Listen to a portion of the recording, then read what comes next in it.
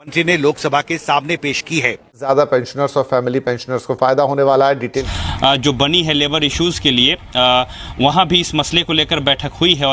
नमस्कार दोस्तों, आप सभी को हमारे YouTube चैनल में आपको EPS 95 पेंशन के बारे में जानकारी देने जा रहे हैं। जो अभी हाल फिलहाल 10 मिनट पहले की खबर आ रही, EPF अकाउंट से बच्चों की पढ़ाई के लिए कितना फंड निकाल सकते हैं और कौन सा फॉर्म चाहिए आपको, इसके बारे में आपको विस्तार से जानकारी देने जा रहे हैं। जो EPF अकाउंट से बच्चों की पढ़ाई के लिए कितना फंड निकाल सकते हैं, कौन सा फॉर्म चाहिए आपको, और इस्तेमाल का अक्सर किसी भी खास जरूरत के वक्त पर इनमें से एक जरूरत होती है बच्चों की पढ़ाई लिखाई। और अगर आप बच्चों की पढ़ाई लिखाई फंड निकालना चाहते हैं, चलिए कितना फंड आप निकाल सकते हैं और उसका क्या नियम है, इसके बारे में संपूर्ण जानकारी आपको देने जा रहे हैं।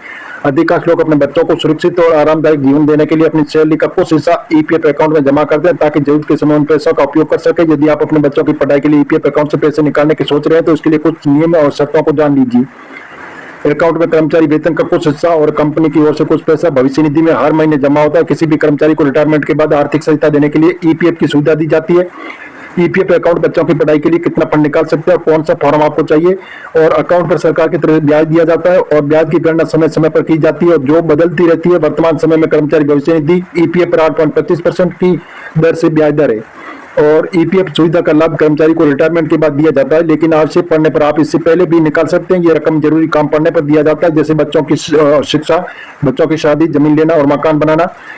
EPF अकाउंट में बच्चों की पढ़ाई में कितना फंड निकाल सकते हैं, और आप अपने बच्चों को शिक्षा के लिए अकाउंट से पैसा निकालना चाहते हैं तो कुल जमा में 50% की राशि निकाल सकते हैं। इसके अलावा आपको कम से कम 7 साल नौकरी पूरी करनी होगी और लगातार सालों तक EPF अकाउंट में वेतन कुछ हिस्सों में जमा कराना होगा और जरूरी कामों के लिए EPF अकाउंट से निकासी कर सकते हैं। कई भी कर्मचारी अपने बच्चों की शादी के अलावा भाई बहन की शादी के लिए भी सदस्य EPF अकाउंट से धनराशि निकाल सकते हैं। इसके लिए आपको कम से कम 7 साल EPF को योगदान देना होगा। आपातकालीन स्थिति जैसे किसी भी हादसे में, विकलांग होने की गंभीर बीमारी, EPF समय में EPF खाते से निकासी कर सकते हैं। जमीन खरीदना, मकान बनाना, होम लोन चुकाना, घर की मरम्मत करने के लिए भी पैसा निकाल सकते हैं। इसके अलावा अलग अलग नियम है। अगर आप नौकरी 5 साल पूरी की चुकी है तो लगातार 5 सालों से पैसा जमा करें तो निश्चित सीमा से पैसा निकाल सकते हैं। नौकरी के 3 साल पूरे होने के बाद एम्प्लॉयर होम लोन चुकाने के लिए EPF खाते से कुछ राशि निकाल सकते हैं। यदि किसी कारणवश अपने नौकरी छोड़ दी, छूट गई तो कुछ समय के बाद फंड से निकालना चाहते हैं तो आप केवल 75% धनराशि निकाल सकते हैं। बाकी रकम में से कोई नौकरी मिलने पर ट्रांसफर कर दिया जाएगा। राशि की निकासी के लिए 31 यदि फॉर्म 31 होगा, आप समय से पहले EPF अकाउंट से पैसा निकालना चाहते हैं तो महत्वपूर्ण नियमों को जानकर EPF बैलेंस से जैसे आंशिक निकासी कर सकते हैं। हम मीडिया आधारित आपको बता रहे, सरकार से अभी हाल फिलहाल ऐसी घोषणा नहीं हुई है। आप ऑफिशियल वेबसाइट पर जाकर इसकी जानकारी ले सकते हैं और मिलेंगे नई जानकारी के साथ। नई और पहली बात तो चैनल को सब्सक्राइब कर लीजिए ताकि इस प्रकार की नई जानकारी सबसे पहले आपको मिलती रहेगी।